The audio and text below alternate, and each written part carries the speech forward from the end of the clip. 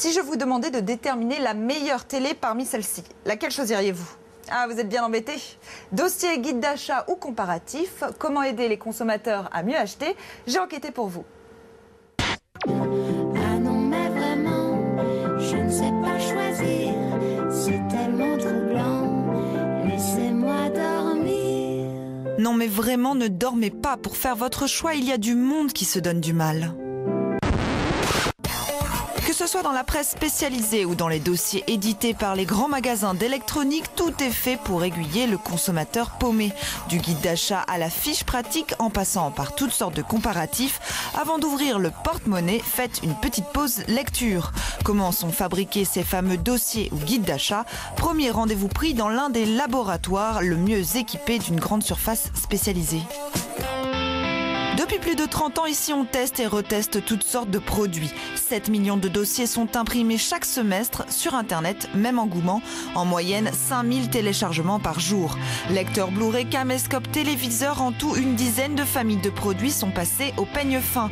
Pour conseiller et noter, il a fallu trouver la bonne méthode, mais surtout se rapprocher au plus près de la manière d'utiliser ces appareils par des consommateurs. Pour les téléphones portables, ils sont placés dans une salle isolée du monde extérieur. Le but, tester leur autonomie et leur capacité de réception. Alors nous mettons le téléphone dans cette salle, nous appelons le téléphone, on va décrocher automatiquement par un petit robot et on va donc déterminer ainsi une autonomie avec 5 minutes de communication et 10 minutes de pause. Et pour la sensibilité, on va pouvoir simuler un éloignement de l'émetteur en baissant la nature du signal. Au rayon photo, les appareils doivent passer de multiples qualifications avant d'atteindre les 4 étoiles.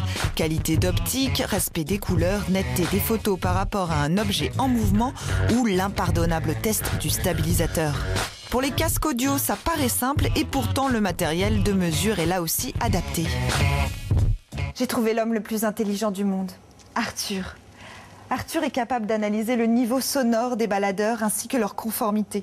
Il a aussi 2 types d'oreilles, les oreilles dures pour les casques intra-auriculaires et aussi les oreilles molles pour les casques supra-auriculaires qui recouvrent l'oreille.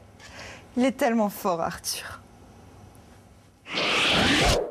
Et pour tout ce qui concerne l'évaluation des enceintes, on s'enferme une fois de plus dans une drôle de salle. Ici, nous sommes dans un endroit un peu particulier. Nous sommes dans une chambre sourde, qu'on appelle scientifiquement une chambre anéchoïque. Le principe est d'éviter tous les problèmes de réflexion du son sur les surfaces, c'est-à-dire murs, plafonds ou sol. Et donc, nous allons pouvoir mesurer en particulier des enceintes acoustiques sans avoir ce genre de perturbation, avec uniquement le signal direct qui provient de l'enceinte acoustique. Si une personne reste 10 minutes dans cette chambre sourde, elle entend même le sang couler dans ses veines. Vais-je réussir à sortir de là? La réponse dans un instant.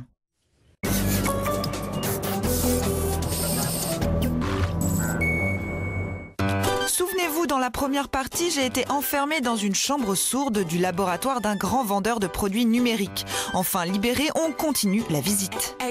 Pour vous aider à choisir votre imprimante, ici on teste la couleur, la définition, mais aussi le rendement, car les indications des fournisseurs ne correspondent pas forcément à une utilisation quotidienne. Nos conclusions sont différentes, car les performances annoncées par le constructeur sont bien au-dessus en fait, de la réalité. Ils utilisent des pages qui sont plus légères que celles qu'utilisent des gens normalement. C'est-à-dire que des pages composées d'une ligne et demie, une signature, annoncent des 44, des 55 pages à la minute, alors que nous, on utilise 10 pages complètes, remplies complètement, qui vont atteindre plus 5-6 pages à la minute, au grand maximum. Vérifier la qualité, chercher la petite bête, ne pas prendre pour argent comptant les indications des fournisseurs, autant d'arguments pour justifier l'indépendance du laboratoire. Pour ne pas avoir de pression de la part des constructeurs, nous devons être absolument implacables non seulement sur nos mesures, mais également leur proposer des mesures répétitives afin de leur prouver directement les raisons d'une mauvaise note éventuelle. On termine dans la salle de stockage. Ici, c'est la caverne d'Alibaba. 1500 produits transitent dans cette pièce chaque année. Je vais en prendre un, ils y verront que du feu.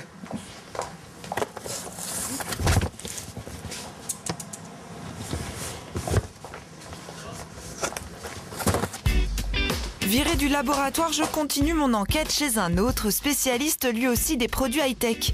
10 ingénieurs ont pour mission de mettre des machines à rude épreuve avant de conseiller les consommateurs via 2 magazines multimédia.